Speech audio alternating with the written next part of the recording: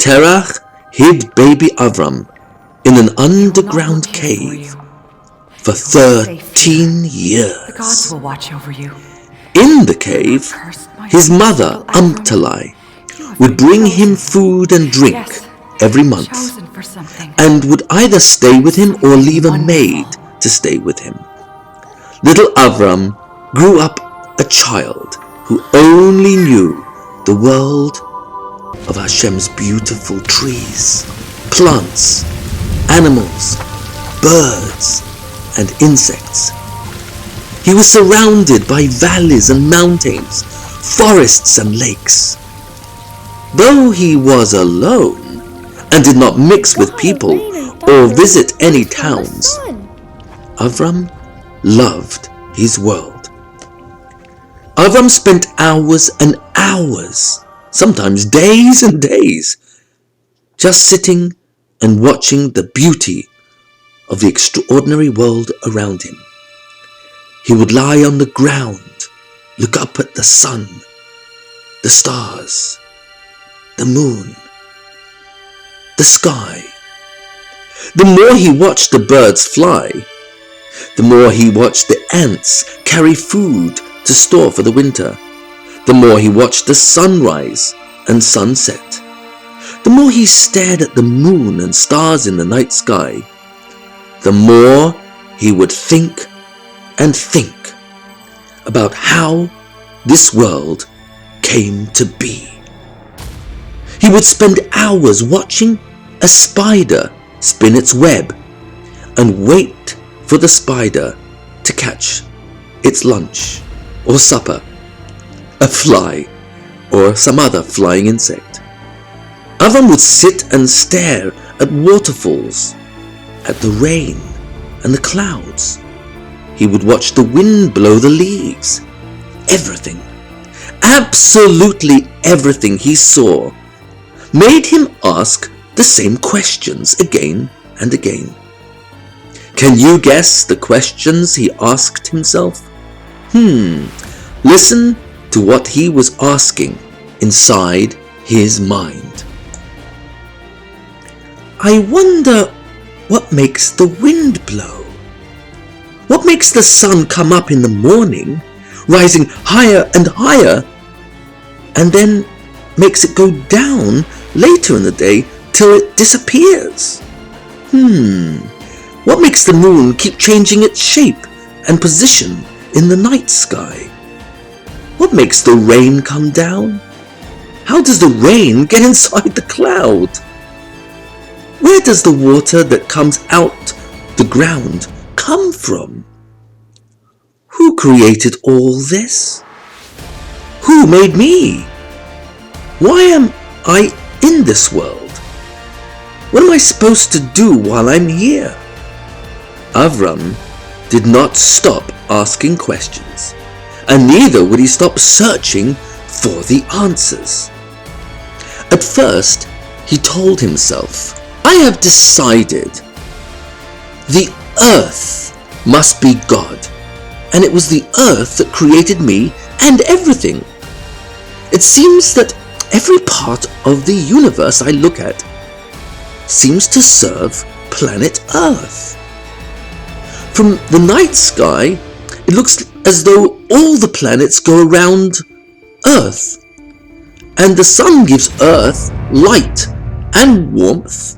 The rain gives Earth water, and then the Earth feeds us with all these beautiful fruits, delicious vegetables and grains that grow from the Earth.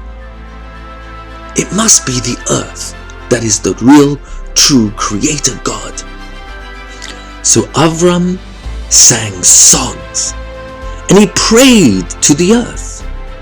But the more he thought about this, the more he began to doubt his decision. He said to himself, perhaps the earth is not so powerful, because without rain and sunshine, it cannot give its food from the soil. I've changed my mind. I have decided the sun must be God, and the sun must have created me and the world. This makes the most sense because the sun gives warmth to the world and the sun gives light to the world. The sun makes water turn into vapor, like a gas, and it rises in the sky and becomes clouds. And then the clouds drop the water back down. So without the sun, there would be no life on earth. Yes, it must be the sun that created the world and me. Actually, the more I think about it, the more clear it is that the sun creates everything.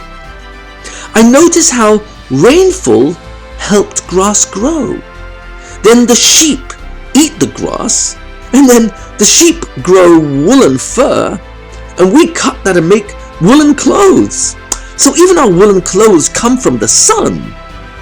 I also notice how the goats and cows eat the grass, and then they give us milk to drink. So even the milk exists because of the sun.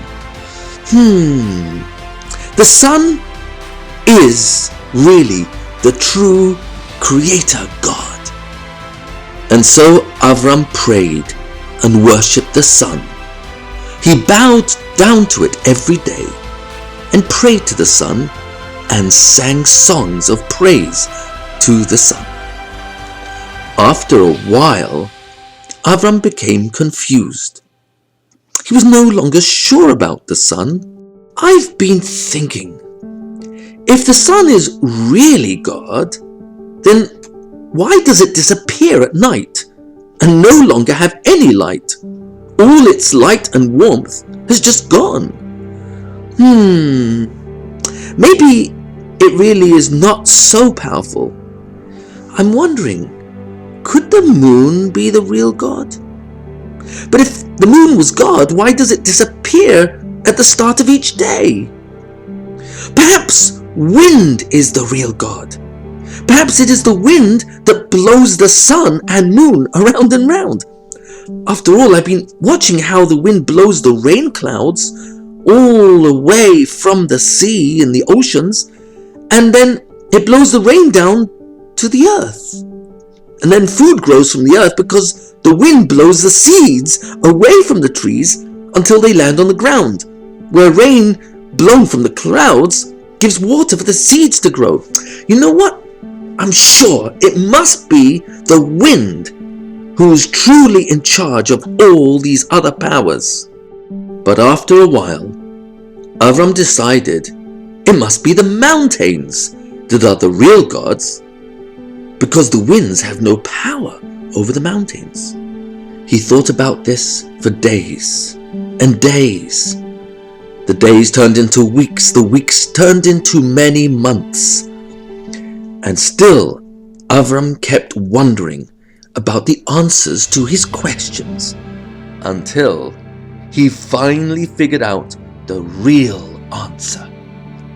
Avram was only 3 years old when he finally came to the greatest discovery of his life. And this time, he was sure. This time, there would be no more doubts, not even the smallest doubt at all. Now, he knew the real truth. There is one invisible power giving power to all the other powers. Once upon a time, there was a young boy lost in a deep, deep forest. He searched for a way out for a very long time. Finally, he found a path and followed it. Indeed, the path led him to a very large area, and the boy just stood there at the end of the path and stared up at the most beautiful sight. In front of him was an amazing garden filled with thousands of different colored flowers and plants, different shaped trees, and the grass all around was carefully cut. The path he was walking on led him through this beautiful garden. Every few hundred feet, there was a lovely stone bench next to a water fountain for drinking. The boy thought to himself, how kind of the owner of this garden to make a bench and water fountain for travelers like myself to rest and drink. He continued down the path till he stopped again and saw another amazing sight. A huge palace with giant pillars and a roof of many colors. The young boy walked toward the palace. He saw that lights were on inside the palace. He was so happy. At last, he had found his way out of the confusion of the forest. He could not wait to meet the master of the palace and its beautiful grounds. He wanted to tell the owner what a beautiful garden he has, and most of all, to thank him for the benches, the water fountains, and the joy of such pretty flowers and trees. The front door to the palace was open. The boy peeked inside and was shocked yet again at what he saw. Obviously, a king lives here. He saw inside it was decorated with the most amazing tapestries and carpets. The furniture was carefully carved from the best possible wood. The bright chandeliers hanging from the ceiling were also decorated with amazing detail. The boy called out, "Who lives here? Who's the owner? I would love to meet you." But as much as he called out, there was no answer. He continued to call out, but still no answer. The boy knew there had to be an owner. Someone had to have designed all the beauty and detail of the gardens and the palace. Can you guess what this story really means? Can you guess who the boy in this story really is? Yes, it's Avram. And what is the garden and palace a mashal for? Oh, that's right. The garden and palace is like this beautiful world with all its mountains, valleys, rivers, ocean, trees, colorful flowers and plants, animals, birds and fish. And who made the garden and the palace? Oh, that's right. Hashem. Hashem is the owner of the palace. After Avram searched and searched for the answers to his questions, he finally realized there was one master over all the world. Just like the garden and the palace are really owned by one king, and that one king has many servants to take care of his garden and take care of his palace. But all those servants work for the same master, the king of the palace. Now I understand. It is true that the sun is a power, and so is the wind, and the rain and gravity, but all of them are working together in serving the real master and king. They all receive their power from one invisible creator God, and he is making everything work. He gives fish the power to live underwater. He gives birds the power to fly in the sky. He gives the sun power to give heat and light. He gives wind the power to blow. Avram was so excited when he discovered this, even though he was just a young child. He could not stop thanking this one creator God, the one power of all powers. And he decided the right name to call God was Adon, which means master, because Hashem is the master of the entire universe. Avram was the first person to call Hashem the name Adon Master. We will continue to call him Hashem.